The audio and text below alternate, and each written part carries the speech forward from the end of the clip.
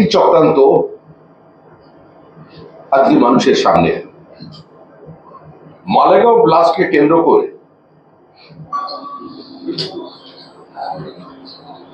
ATS এর প্রাক্তন officer মুম্বাইয়ে বলছে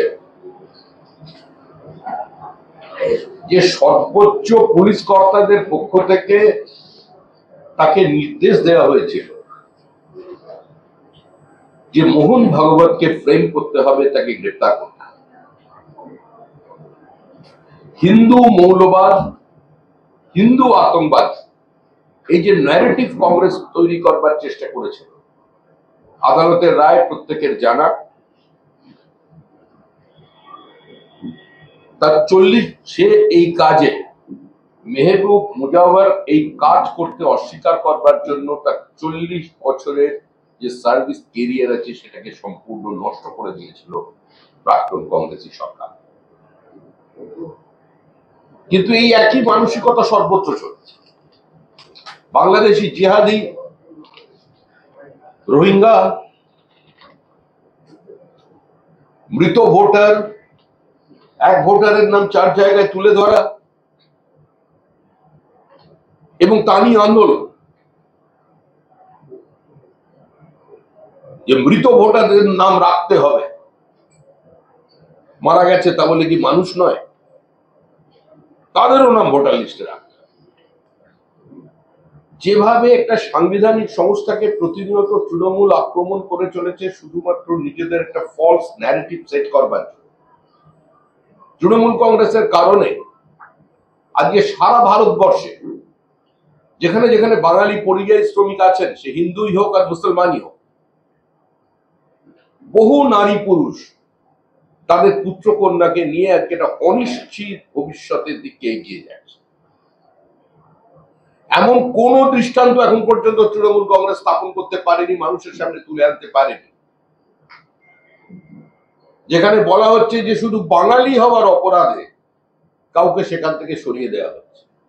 এটা মনে করার কোনো কারণ নেই তৃণমূল কংগ্রেসের এই উগ্র প্রাদেশিকতাবাদ বা বাঙালি জাতীয়তাবাদ কিভাবে সামনে আনার জন্য বিজেপি কোনো কাউন্টার ন্যারেটিভে যাবে।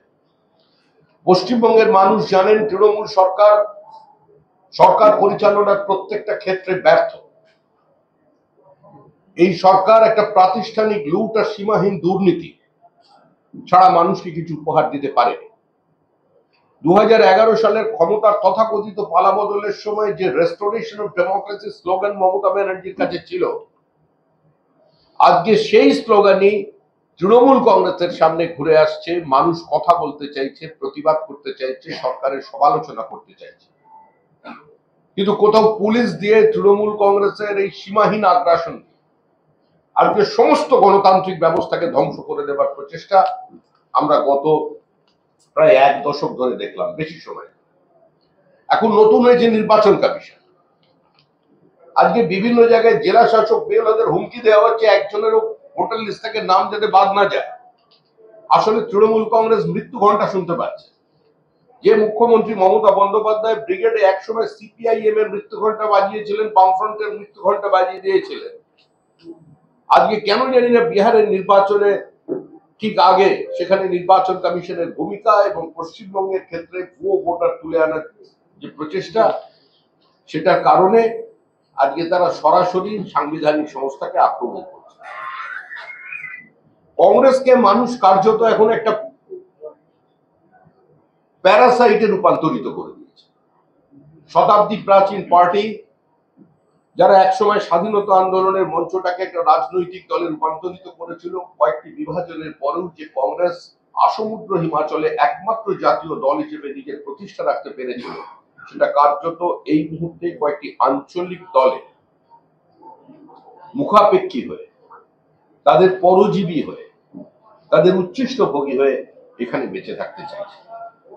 আর দুর্ভাগ্যের বিষয় এটাই যে পশ্চিমবঙ্গের সিপিআইএম তারা বিভিন্ন জায়গায় আন্দোলন করেন, তাদের কর্মীদের মাথা ফাটে, হাত ভাঙে।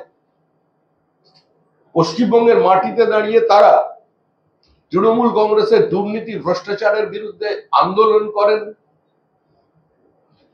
ছাত্রদের